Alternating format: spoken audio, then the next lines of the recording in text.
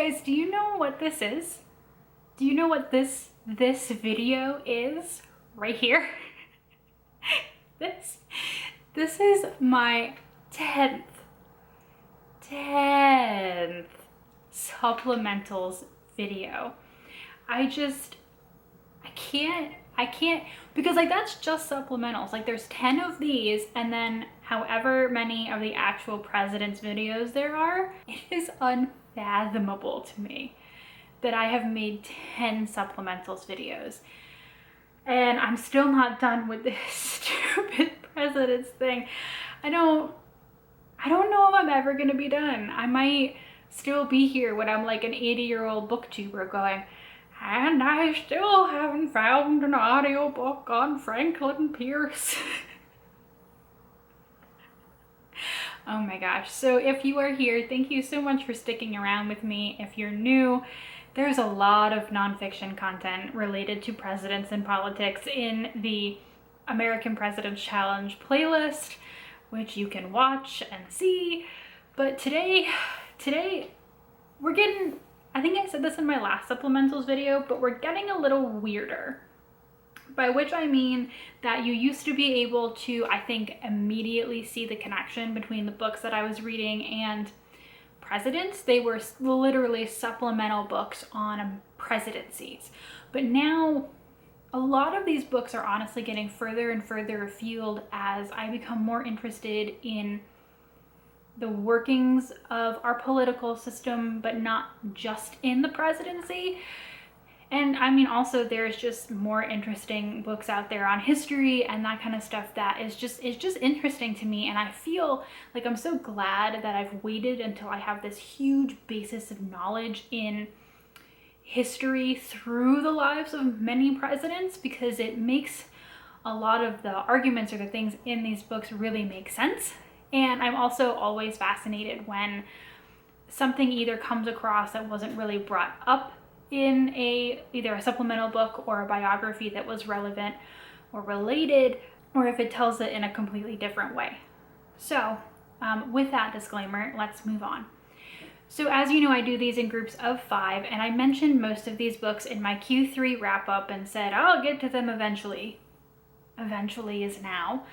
And so the first one that I'm going to talk about is First Friends, The Powerful Unsung, parentheses, and Unelected, People Who Shaped Our Presidents by Gary Ginsberg. This is a newer release, so I was really interested to get a hold of it. I was really interested in the concept because there were some pairings that made sense and some pairings where I was like, oh, you chose to put, instead of like FDR with a number of the men that he had important relationships with, they actually chose, for example, his cousin, Daisy Sutcliffe, who I really don't remember that much of from the giant Franklin D. Roosevelt biography that I read. It was also a really long time ago, but it didn't make an impression with me. And then it was really interesting to see some relationships for presidents that I haven't covered yet. At the time, I hadn't read anything on Bill Clinton, but it does cover, for example, Bill Clinton and his friend Vernon Jordan. And it also covers Franklin Pierce and his friendship with Nathaniel Hawthorne, the famous writer, which is, I think, the chapter in this that has definitely stuck out the most to me and has made me very frustrated that I have not yet read my Franklin Pierce biography, because that entire conversation was just super fascinating. There's also some other presidents in there. It's not just these guys, but those are the 3 chapters that I think for me really, really stuck out. The Bill Clinton and Vernon Jordan one is really interesting because Vernon Jordan mostly at this point gets mentioned within the Monica Lewinsky scandal as the guy that Clinton tapped to find her a job after she was trying to leave the White House. And so he's embroiled in that, but he is such a fascinating character in civil rights and business. I mean, his own career was just massively impressive. So on the one hand, it was really cool to focus on some of these people that might not have been focused on either in the biographies I already read or were people that I now know to pay attention to mentions for them in future biographies. But at the end of the day, the the only point Ginsburg really makes is that presidents have friends, and these people influence the president or have say with the president, have sway with the president, and they're not elected.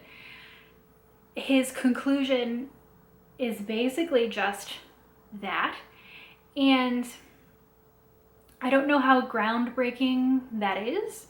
So I think that this book is maybe interesting if you want to know a little bit more about these individual relationships or some interesting trivia that you might not have known. But I mean, yeah. So read it if you're interested, but it's not going to blow your mind. I went right from that to Bring the War Home, The White Power Movement and Paramilitary America by Kathleen Belew. This was very, very obviously Kathleen Belew's thesis for some kind of degree. I would imagine PhD, but I have actually not looked into it. It's published, I believe, by a university press, I think Harvard, and it reads like that. And I think if you're interested in the topic, that is something you have to understand going into it, because even for me, who reads academic papers and theses on a daily basis, I was like, whoa, some of this is really, really dense. And it tracks all the way back to the end of the Vietnam War up into the mid-2010s when the book was published. And there are a lot of people that you have to pay attention to. There are a lot of moving groups and things like that. I listened to the audiobook, and on the one hand, I'm glad because it made sure that I had to listen to every word. But on the other hand, I think it would have been helpful if there was back matter or something to help me keep track of who was who and what groups were what groups. I feel like there's a lot of discussion of white power groups in America right now, and they are not something that I particularly have ever researched, and certainly not thought of in a continuum instead of, references in the news or whatever to neo-Nazis. Obviously there's a continuum from the Nazi party to these guys, but it's not something that I've thought of or really tracked any kind of American tradition and where these groups have come from.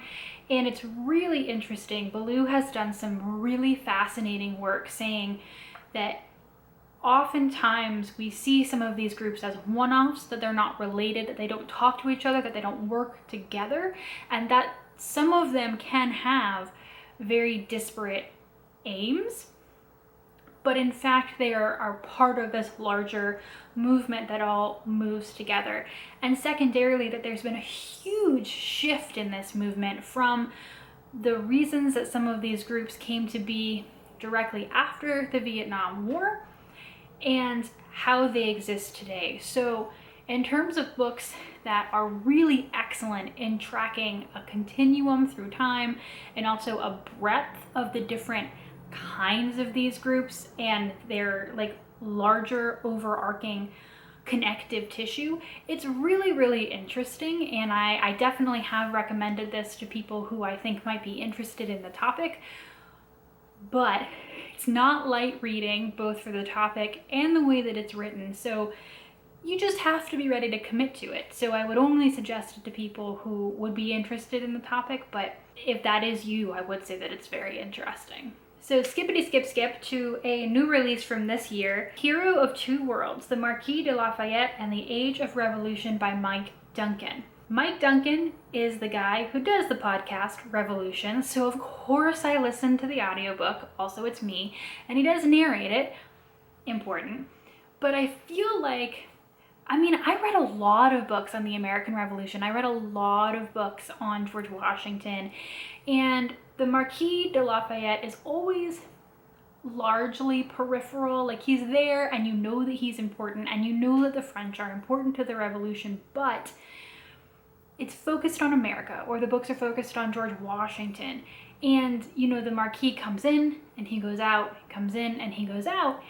And the bulk of Lafayette's life that is really interesting happens in France. So I really enjoyed this book. I thought that it was really fascinating as someone who has not done that much with the French Revolution. I've not listened to the Revolutions podcast. It's on my list, but it's been recommended to me like a million times. And I also think that this book is really interesting, thinking about how the American Revolution, A, started something, but B, could have gone very differently. And you see a lot of that play out in the differences in the idealism that Lafayette had when he went to France and wanted to bring revolution. And it just, none of it went according to the way that he thought it should. So this book is a little bit more general reader in the sense that it flows really well. It's not laden down with very specific detail, but at the same time, there were parts where he was talking about things and I was like, you expect me to have listened to your podcast. And that was kind of frustrating because while I know that's probably a reason that many people went out and bought this book, you might just be interested in the topic or have heard that it's a really well-written, well-flowing book, and you don't have time to listen to like the hundreds of Revolutions episodes that are on the French Revolution. So I do feel like there was definitely some detail that should have been there that wasn't. But as we have discussed at this point, I have a high bar for how much I want to know from all of these books that I read. So maybe if you're more generally interested, that won't be a problem for you. But you do know that you like the way Mike Duncan writes and talks, and you might be interested in starting or continuing with the Revolutions podcast afterwards. So again, I really enjoyed it. It opened my eyes to a whole period of history that I am definitely interested in casually exploring some more in my free time or something. But I do think that it leaned a little too heavily on the fact that he expects you to have listened to Revolutions. God, this is a weird list. Okay, so 4 of 5 for this video is The Afghanistan Papers, A Secret History of War by Craig Whitlock and the Washington Post. This is also a new release from this year, and it is basically the Afghanistan version of the Pentagon Papers. The Pentagon Papers were released and they were essentially the papers that told everyone that the government had been lying about the Vietnam War and the fact that it was winnable, for example. And so Craig Whitlock and the Washington Post went on this huge investigation to find if there was, things about the Afghanistan conflict that we should know about. And it's been coming out in drips and drabs since we invaded Afghanistan, that there were things that weren't exactly told to people correctly. And Craig Whitlock has so much information that essentially says the same thing. And one of his most amazing sources and the people that are on record talking about this, they didn't talk to Craig Whitlock, but they talked to the government. And there was essentially this project in the midst of the Afghanistan conflict where they realized that something had gone terribly wrong. So they interviewed generals and tacticianists and people up and down the chain of command, the Department of Defense, what have you. And these people spoke incredibly candidly because they assumed that all of these words would never get to the general populace. But for whatever reason, the documents were never coded as top secret. So the Washington Post was able to get them through a very long legal battle. And so that's where this book comes from. And so on the one hand, it is wild because, Whitlock and the Post have done an amazing case of investigative journalism, but you're just listening to some of, the top people involved in this essentially saying, like, we messed up and here's exactly how we messed up. And to know that these interviews were done years and years ago and nothing changed. It is specifically focused on the invasion and war in Afghanistan, which is something that was eventually overshadowed by the war in Iraq, but was a very separate conflict. And just the issue of, they talk about people who were getting shipped to Afghanistan having to go through intake training, and all of the customs and things they were learning were only relevant in Iraq. And they were going to Afghanistan and they were like, we weren't set up for any of this. So it's just, It's a very heavy read, especially in light of our recent moves in the Middle East and how long we've been there and how much that has affected all of us. And it's just really crazy just to know what these people were saying to news cameras and then to the government itself. So it's a wild time. And it's not that long of a book, honestly. At times, I found that it could have done with a little bit more explanation. So, I mean, I don't know very much about this conflict, so I'm not going to say whether or not everything in it is like, yes, that's exactly what happened, or no, this could have been written about differently. I was mostly there for the interviews. And those are, like I said, they're not, you know, Craig Whitlock making it up. They're government-issued records. So, you know, read it for yourself and make your own judgments, but it's a lot in a short number of pages. Something that was not a short number of pages that I finally finished after months and months and months of listening to it and like 6 different library loans that expired was Reagan Land, America's Right Turn, 1976 to 1980 by Rick Perlstein. Holy crud on a cracker.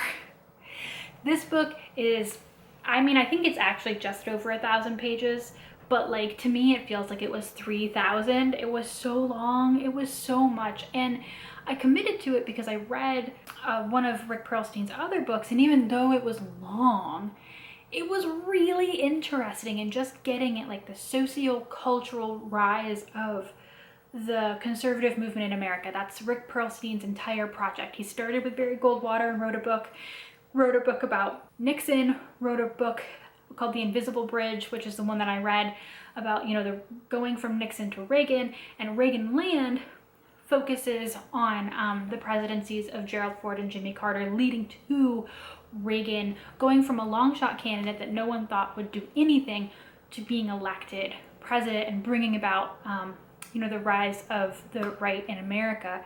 I have issues with this one because this one felt over long. Like even when The Invisible Bridge was telling me about things that, you know, were making the book go longer and longer and longer, I was like, you know what, I'm actually really interested in this. Like, yes, give me an entire chapter about how the Exorcist movie is a metaphor for this time period in America. Like, go.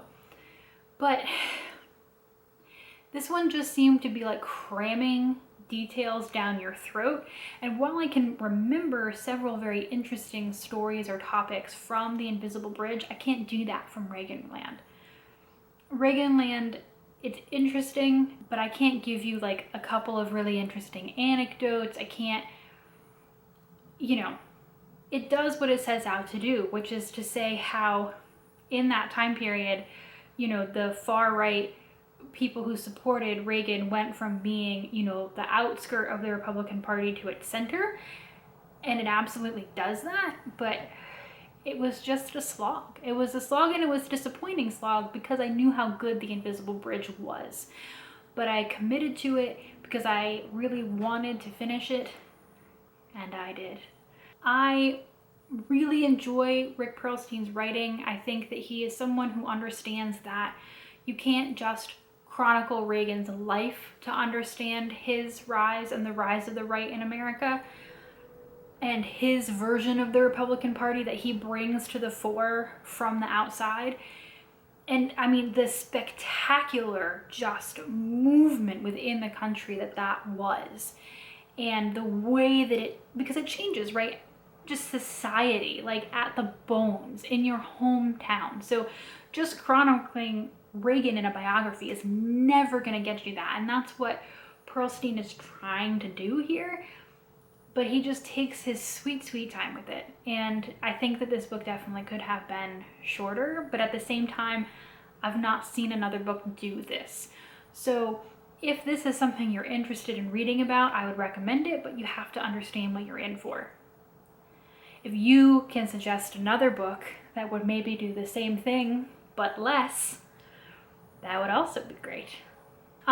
This has been my 10th supplementals video, and I again can't thank all of you enough for sticking with me on this journey, particularly you, Josh.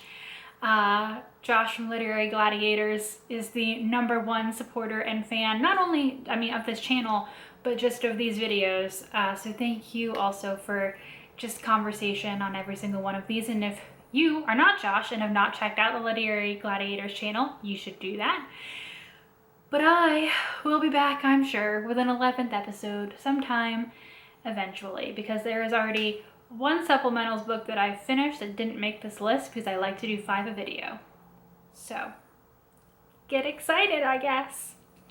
As always, leave your comments down there, give me book recommendations, chat with me about stuff you've read. If you've read any of these and you disagree, always interested to hear other thoughts, because someone needs to talk about me and nonfiction, because not a lot of people want to hear me be crazy about presidents and politics. So if that's you, chat me up. Thanks, guys. Bye.